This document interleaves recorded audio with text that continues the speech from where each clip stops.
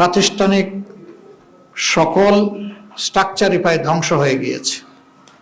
এগুলাকে ফিরিয়ে আনতে হলে অবশ্যই দায়িত্ব বেশি সরকারি দলের, তাদেরকেই মূল ভূমিকা রাখতে হবে। তারা যদি মূল ভূমিকা রাখেন তাহলে রাষ্ট্রের যে অঙ্গগুলো বিকল হয়ে পড়েছে সেগুলাকে সচল করা সম্ভব বলে আমরা মনে করি। বিচার বিভাগ থেকে শুরু করে সর্বত্র ভয়াবহ বিশৃঙ্খলা তৈরি হয়ে গিয়েছে। এই জায়গাগুলোকে অবশ্যই পরিচ্ছন্ন করতে হবে। আমরা দায়িত্বশীল বিরোধী দল হিসাবে আমরা জনগণের সাথেই থাকবো ইনশাআল্লাহ। জনস্বার্থ সংরক্ষণ, দেশের স্বার্থ সংরক্ষণ হবে আমাদের মূল দায়িত্ব। এদিকে আমরা সজাগ দৃষ্টি রেখেই জাতির পাশে থেকে আমরা দায়িত্ব পালন করব।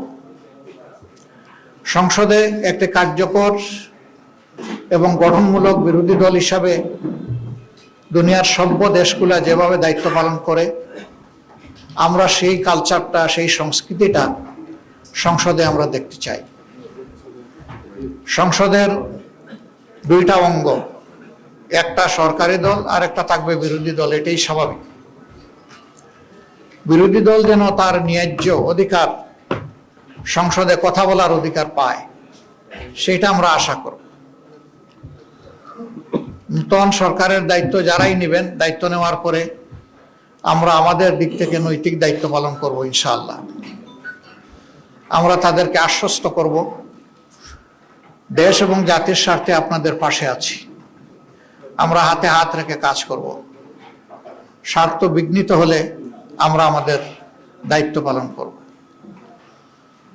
এই পাহারাদারির মধ্য দিয়ে একটা জাতিকে আমরা কাঙ্ক্ষিত গণতন্ত্রের রাস্তায় উঠাতে পারবো বলে আমরা আশাবাদী।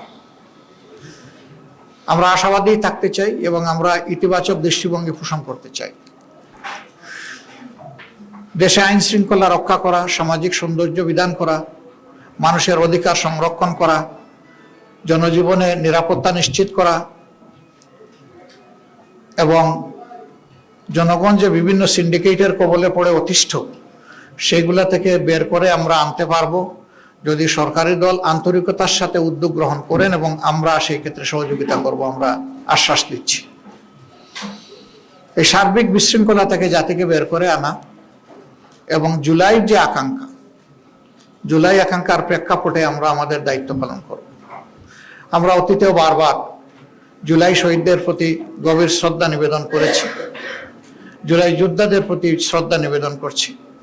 আজকে আরেকবার জাতীয় সংসদের কার্যক্রম ইনশাআল্লাহ আগামীকাল থেকে শুরু হওয়ার কথা, আমরা আরেকবার তাদেরকে গভীর শ্রদ্ধায় স্মরণ করছি এবং যারা চলে গেছেন আল্লাহর দরবারে তাদের জন্য শাহাদাত কামনা করছি।